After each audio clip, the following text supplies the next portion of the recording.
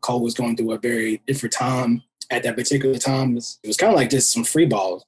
It's like in the moment stuff that Cole was doing, because even when I met Cole the first time, it was like nerve-wracking. You know, you have a cover shoes, like you kind of think, okay, let's put something together where we have like some parameters or something like that, you know? But he's just like, yo, let me know you find something. Kind of like, you know, I'm like, what you mean let you know you find? It's the first time working with you. I don't even know, you didn't even give me some direction or something. I mean, like, nope. Just like, hey, if you find something you like, let me know. I'll check it out. And then it feels right, you know? For me, that whole situation was like, you know, it was very cool because it's like, you know, it's very, very organic. It was just weird, man. It's like the most weirdest week of my life. It's just like, because it wasn't like, you know, it was like, it's so crazy. It's like, you know, all the things that kind of happened was like, I'm the type of person where like I shot a cover for him, but it's kind of like the most epic photo cover you can kind of shoot for somebody, because like you didn't change the stuff. And it's like, it's kind of like a reflecting time of like what I was going through and then the stuff that was happening. It just seemed like it was very organic, you know? What gear were you shooting on at that time?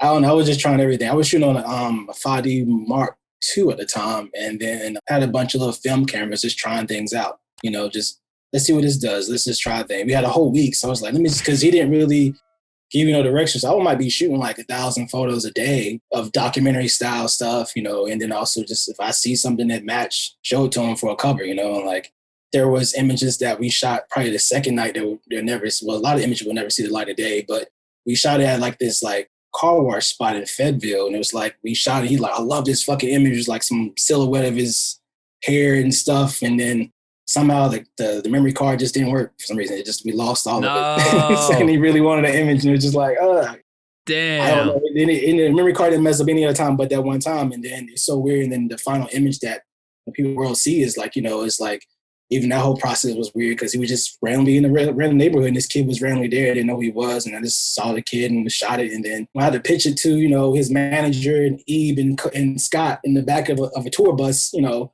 first time pitching, you know, J. Cole, hey, I think this might look cool for an album cover, you know what I mean? Like, you know, I never seen y'all do a black and white cover, you know, so it's just like nerve-wracking. And then I didn't think it was going to happen, but, you know, later down the road, his creative director found the same image. So it's just like, it's kind of weird how the image still kind of stayed there, even though another image was what he wanted, would be what he wanted, but just disappeared. You know yeah, what I mean? You shoot this photo. It's like a random kid, Cole, right? Were you going out there with the intention of like, let's find album artwork? Or was it just like, yo, this is fucking fire. This should be album artwork? Cole was making music videos along while he was there.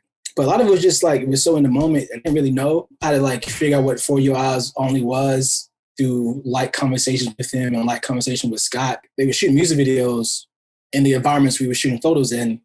So I was listening to the music, trying to figure out direction. All this stuff is like really emotional, you know what I mean? So for me, it was like such a cool experience. I think it was more experience with what it was. I didn't know what they're going to pick, actual cover or nothing like that. So I don't know. For me, at first, it was never about, like, it still ain't to this day, it's about being a celebrity or anything like that. It was more about just like, I love my art. I love what I do.